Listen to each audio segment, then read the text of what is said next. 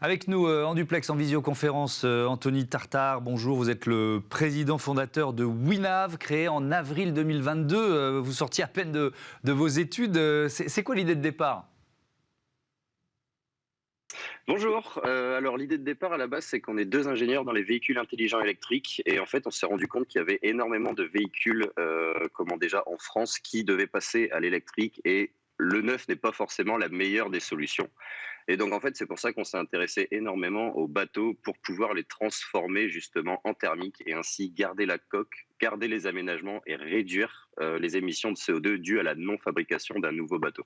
On parle de rétrofit. Rétrofiter un bateau à moteur, ça prend combien de temps? Ça coûte combien?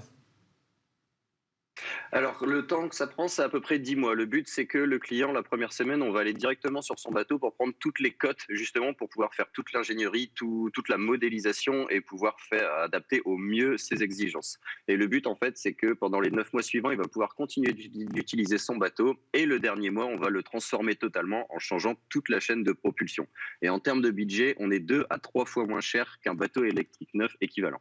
Oui, effectivement, donc le gain est important. Vous avez intégré l'incubateur de l'Agence spatiale européenne. Vous n'allez pas aller faire du bateau sur la Lune ou sur Mars, mais c'est pour développer une application. De quoi s'agit-il?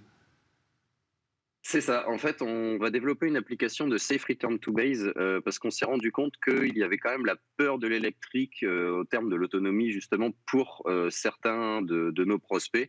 Et en fait, ce qu'on veut faire, c'est que on va récupérer pas mal de données en fait par satellite parce qu'en fait, il faut savoir tout simplement qu'un bateau à contre-courant peut consommer 3 fois plus que dans le sens du courant. Donc en fait, ce qu'on va utiliser, c'est tout simplement tous les courants marins et les vents directement par satellite, plus principalement grâce au système Copernicus, qui va permettre en fait d'adapter au mieux l'autonomie du bateau. Et à partir du moment où l'autonomie du bateau ne permet que d'aller vers la borne de recharge la plus proche, le bateau va se brider et va obliger à prendre ce cap, ce qui permet d'avoir une sécurité totale en pleine mer. Et de plus, c'est que cette application-là, elle sera directement intégrée à nos rétrofits.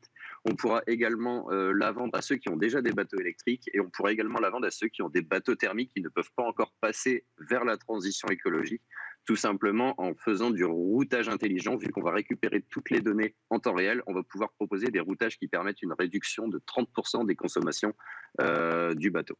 Ce sera une première mondiale. Ça existe déjà, cette technologie?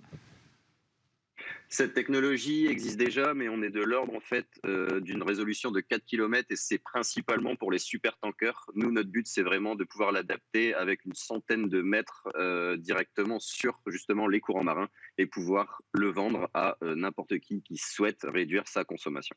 Donc, on l'a bien compris, c'est un outil de sécurité pour se rassurer sur l'autonomie du bateau, un outil pour moins consommer, donc ça c'est très important. Ça représente quoi le marché des bateaux à moteur aujourd'hui en France et la part de l'électrique? Quelle évolution vous anticipez? Il faut savoir qu'en France, il y a à peu près 1,1 million de bateaux déclarés. Donc bien évidemment, il y a certains bateaux qui n'ont pas été enlevés des registres. Donc on estime aujourd'hui à 800 000 le nombre de bateaux en France et à peu près 600 000 le nombre de bateaux à moteur. Et l'électrique est très... En fait, il faut savoir que le marché du bateau électrique a 6 ans de retard sur le marché de la voiture électrique.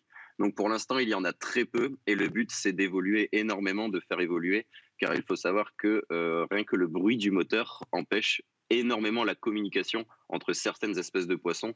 Et donc, justement, il faut quand même, pour favoriser le développement de la faune et la flore, il y a un passage obligatoire qui va se faire très rapidement.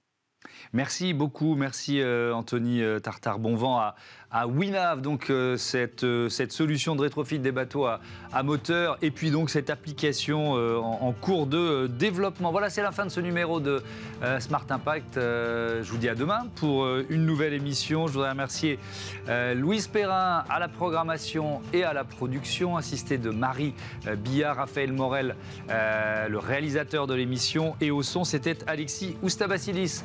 Aujourd'hui, salut à toutes et à tous et merci de votre fidélité à Bismart, la chaîne des audacieuses et des audacieux. Salut.